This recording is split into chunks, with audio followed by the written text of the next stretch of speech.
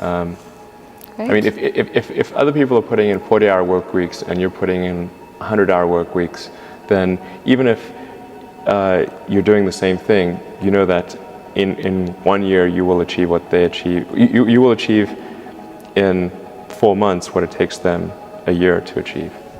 Okay. People say you have to have a lot of passion for what you're doing, and it's totally true. And the reason is because it's so hard that if you don't, any rational person would give up. It's really hard, and you have to do it over a sustained period of time. So if you don't love it, if you're not having fun doing it, and you don't really love it, you're going to give up. And that's what happens to most people, actually. If you really look at the ones that ended up, being successful, unquote, in the eyes of society, and the ones that didn't, oftentimes it's the ones that are successful loved what they did so they could persevere when it got really tough. And the ones that didn't love it quit because they're sane. So if, in a world that's rapidly changing, and because of AI and all the technologies we have and the dynamism in the world, so many things are changing, and they're changing so rapidly. So if you think long term, it forces you to think, what are the points of stability? What is not going to change?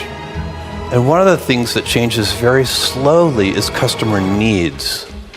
And so you can build a strategy around customer needs that will have durability. It will be durable in time. So an example at Amazon is that customers like fast deliveries. And so you would never expect 10 years from now, it would be impossible to imagine a customer saying, I love Amazon, I just wish you delivered a little more slowly. Or I love Amazon, I just wish your prices were a little higher. Or at Blue Origin, I love your rockets, but I just wish they were a little less reliable. And so these ideas, these big ideas that are customer based, they start with the customer. It's an idea that is in the customer's brain. Those are the ones, because human nature doesn't change rapidly.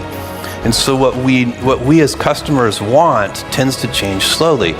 And if you base your energies and direction and strategies and tactics, everything that makes a company effective around those customer needs, then you can change the details of how you get there all the time, because the world is changing so rapidly. The technologies will change, your competitive set will change, everything will change except those needs.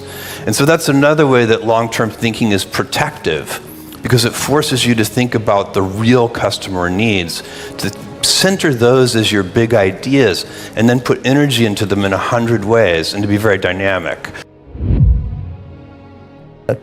For example, communication skills. I tell the students that come that they're going to graduate schools and business, and they're learning all these complicated formulas and all that. If they just learn to communicate better, and both in writing and in person, they increase their value at least 50%. And, I mean, if you can't communicate, somebody says, it's like winking at a girl in the dark. Nothing happens, basically. And you have to be able to get forth your ideas, and that's relatively easy. I did it myself with the Dale Carnegie course. Some people wish I'd taken a shorter course now in terms of my talking later on. But it's just hugely important. And if you invest in yourself, nobody can take it away from you. I mean,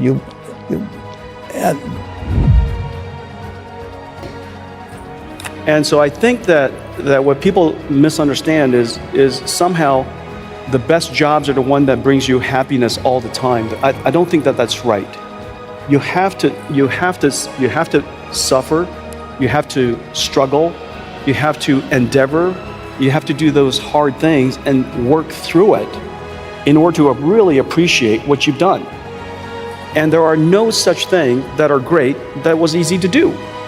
And so by definition, I would say, therefore, I wish upon you greatness, which by my way of saying it, I wish upon you plenty of pain and suffering. And so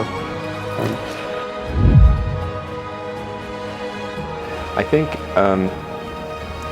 think certainly being focused on something that you're confident will have high value to someone else, and just being really rigorous in making that assessment, because people tend to, a natural human tendency is wishful thinking. So a challenge for entrepreneurs is to say, well, what's the difference between really believing in your ideals and sticking to them versus pursuing some unrealistic dream that doesn't actually have merit? And that is a really difficult thing to tell you. Can you tell the difference between those two things? Right. You know?